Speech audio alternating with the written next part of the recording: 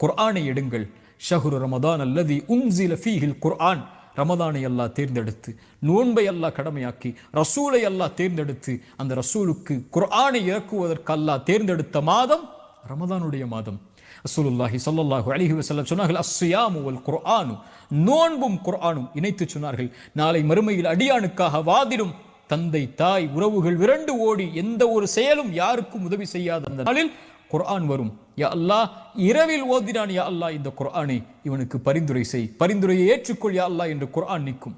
நோன்பு வரும், யா அல்லாஹ் இவன் தாகித்திருந்தான், இச்சைகளை விட்டு விலக்கி இருந்தான், என் சிபாரிசை அங்கீகரித்துக்கொள் என்று குர்ஆன் நாளை மறுமையில் அந்த அடியானுக்காக, நோன்பு அந்த அடியானுக்காக என்று வாதிடும் என்று அல்லாஹுடைய ரசூல் ஸல்லல்லாஹு அலைஹி வஸல்லம் இணைத்து சொன்னார்கள். வகதாலிக உஹைனா இலைக ரூஹம் மின் அம்ரினா, எம்முடைய கட்டளைகளில் இருந்து உயிரை அல்லாஹ் இறக்கி இருக்கிறான் என்று குர்ஆனை உயிர் என்று அல்லாஹ் அழைக்கிறான்.